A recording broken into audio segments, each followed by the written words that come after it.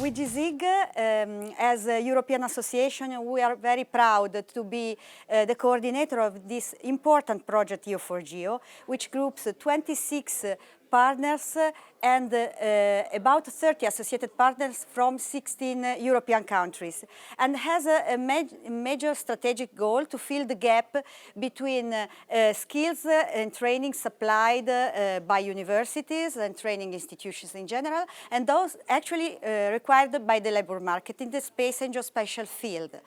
We will do this through a set of action, like starting from the survey on skills gap and demand, and developing an ontology-based body of knowledge in the space geospatial sector, developing core qualifications upon which to develop further core curricula in the sector, and a set of learning material to support these training activities. All this in view to develop a long-term action plan to have a concrete and sustainable sectoral skills strategy in the sector.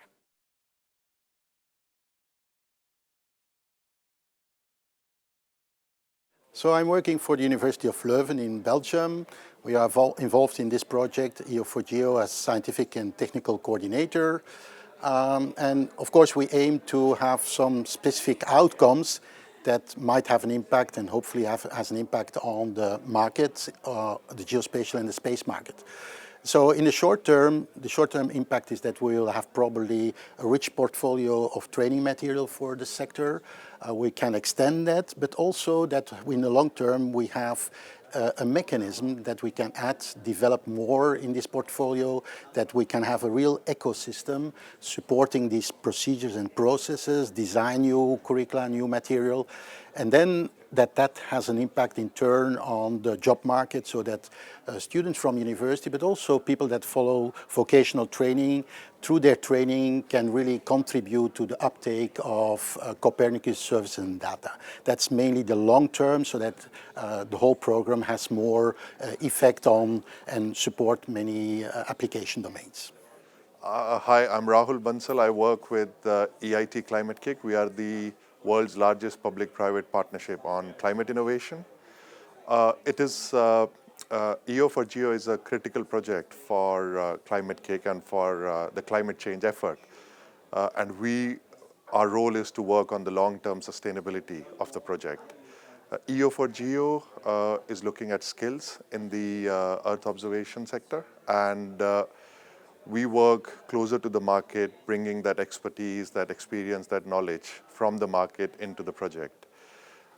We're looking at the governance model, the business model, to ensure the project has a longer term impact. It lasts beyond the initial 4 years period. So as part of the long-term sustainability, we are looking at the business model, the governance, how do we access financing. So the excellent work which EO4GEO is doing can be continued beyond the lifetime of the project, and continues to create impact not just on the space sector, but also on Earth observation, climate change, and all the other sectors. So we are really proud to be part of the consortium, and we're looking forward to working on this. So for the European Commission and DG GROW is particularly important, this project, EO4GEO. We have decided to really bring it into the Copernicus ecosystem, to follow it, because it's very important to have an action that will last on a long run, because our program and the data from Copernicus will benefit the society and the communities of users on the long run. And we need skills, we need the specific skills and transversal skills, and to understand which are the strategies that will lead the Europe and the job market in order to be able to reach the uptake and the benefits from the Copernicus.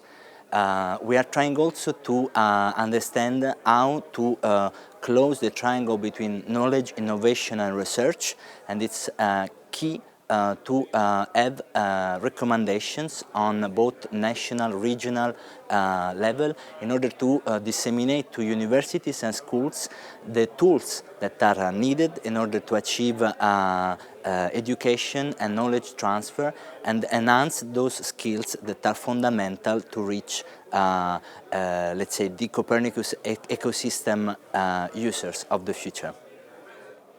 Hi, I'm Stefan Lang. I'm the research coordinator of the Department of Geoinformatics, University of Salzburg in Austria. And I would say we are one of the key institutions in Europe bridging geoinformatics technology with Earth observation. We are heavily active also in promoting the Copernicus program and having a lot of application fields from ecosystem monitoring and modeling, from disaster risk reduction and disaster management up to the humanitarian action domain. So that's, I think, very exciting. It's a very exciting moment that we can enter also into this EO4GEO project because it is actually about the uptake of and the widening of the scope of Copernicus applications and also the targeting maybe new communities, new user groups and people at large who are interested in this technology.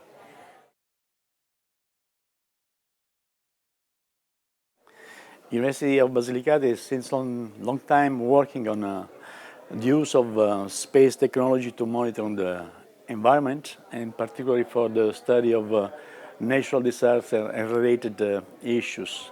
In this project, we are just providing the information content that is necessary to build, if possible, a new European curriculum in this field.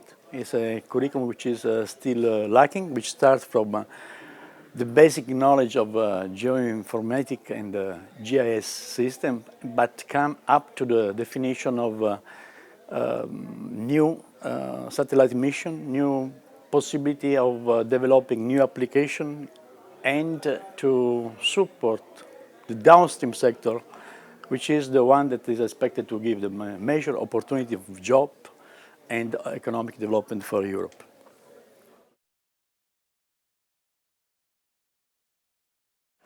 My name is Barbara Hofer. I'm working for the University of Salzburg, Department of Geoinformatics. Our role in the project is that we are the educational coordinator. So we are currently identifying priority occupational profiles that are relevant in the GI and EO sector.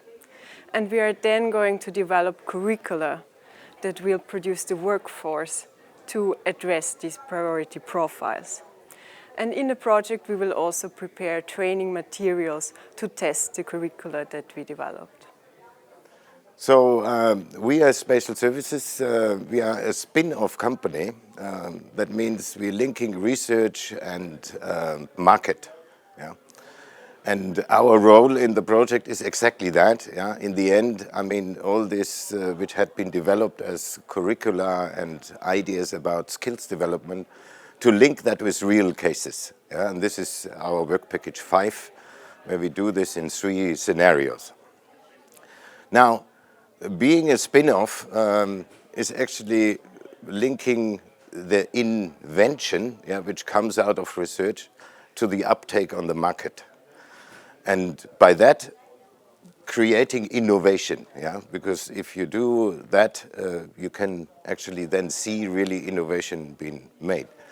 Now, to prepare the workforce, yeah, which is needed to actually develop this market in Earth observation and geo information or GI science, yeah, would be the great aim of this initiative, yeah, EO4GEO.